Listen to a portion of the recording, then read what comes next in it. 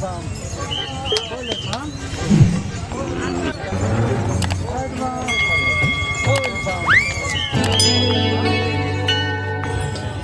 भैया काहे उदास वाला हो?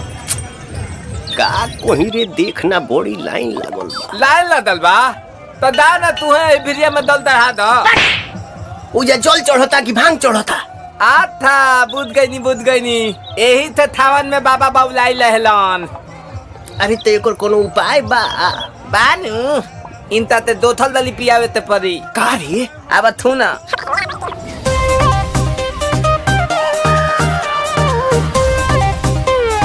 हर हर बम बम।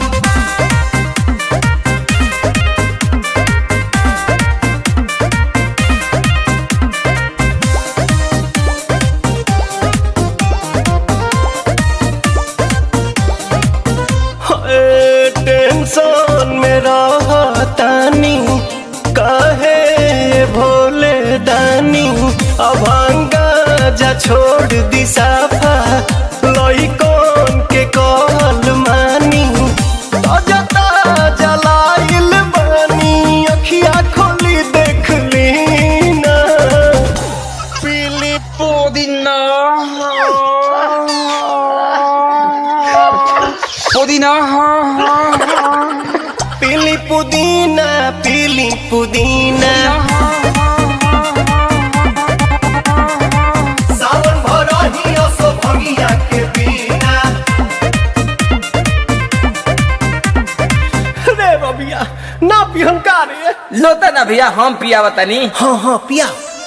भनिया धो तुलावा थोली बतली तवे तदी भनिया धो तुलावा थोली बतली तवे तदी ए तबे लतालाई तली बाबा ए तलोते तदी ए तबे लतालाई तली बेलूरा ताता तली जनतानी बाबा रउआ भंगिया के बिना काम न चलेला एको दिन राम तनी का ख्याल करी सेवा के अपना हो चढ़ल बाटे सावन के महीना राम। रुको भौजी ये लोग के समझावतानी।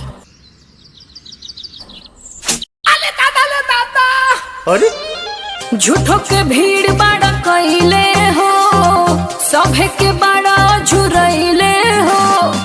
झूठो के भीड़ बड़ा कइले हो सभे के बड़ा झुरइले हो। तोहर बिगड़ल काम बन जाई छन भर में बाबा के शहर में जादेव घर में बाबा के शहर में जादेव घर में बाबा के शहर में। ये बतिया ढंग से ना बोल तू। जाना जल्दी। पुदीना पुदीना